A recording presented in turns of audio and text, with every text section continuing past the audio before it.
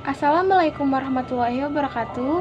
Halo semuanya, perkenalkan nama saya Disiana. Di sini saya dari kelas 11 MIPA 3. Di sini saya akan menjelaskan tentang sistem hukum dan peradilan di Indonesia. Yang pertama-tama adalah sistem hukum di Indonesia.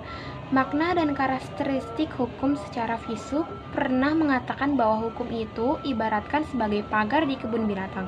Hukum itu merupakan aturan, tata tertib, dan kaidah hidup. Namun, setiap saat itu belum ada kesepakatan yang pasti tentang rumusan arti hukum. Mencermati sistem peradilan di Indonesia. Makna lembaga peradilan. Pengadilan secara umum mempunyai tugas untuk mengadili perkara menurut hukum dengan tidak membeda-bedakan orang. Dasar hukum lembaga peradilan.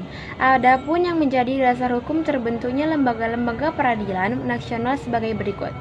Pancasila, terutama sila kelima, yaitu keadilan sosial bagi seluruh rakyat Indonesia. Undang-Undang Dasar Negara Republik Indonesia tahun 1945, Bab 11, Pasal 24 ayat 2 dan 3. Tujuan hukum.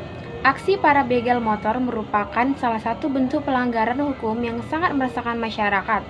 Kita patut mengapresiasi atau memberikan penghargaan kepada para petugas kepolisian yang berhasil meringkas para pembegal motor tersebut, sehingga ketentraman dan ketertiban di masyarakat betul-betul dapat terwujud. Tata hukum Indonesia. Tata hukum suatu negara mencerminkan kondisi objektif dari negara yang bersangkutan, sehingga tata hukum suatu negara berbeda dengan negara lainnya. Tata hukum negara kita berbeda dengan tata hukum negara lainnya. Kasasi oleh Mahkamah Agung. Mahkamah Agung berkedudukan sebagai puncak semua pengadilan dan semua pengadilan tertinggi untuk semua lingkungan peradilan dan memberikan pimpinan kepada pengadilan-pengadilan yang bersangkutan.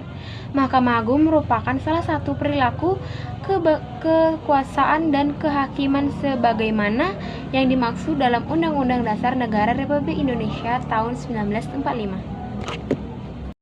Lingkungan peradilan agama. Berdasarkan Pasal 49 Undang-Undang RI Nomor 3 Tahun 2006, pengadilan agama bertugas dan berwenang memeriksa, memutus, dan menyelesaikan perkara di tingkat pertama antara orang-orang yang beragama Islam di bidang perkawinan, waris, wasiat, hibah, wakaf, zakat, infak, sedekah, dan ekonomi masyarakat.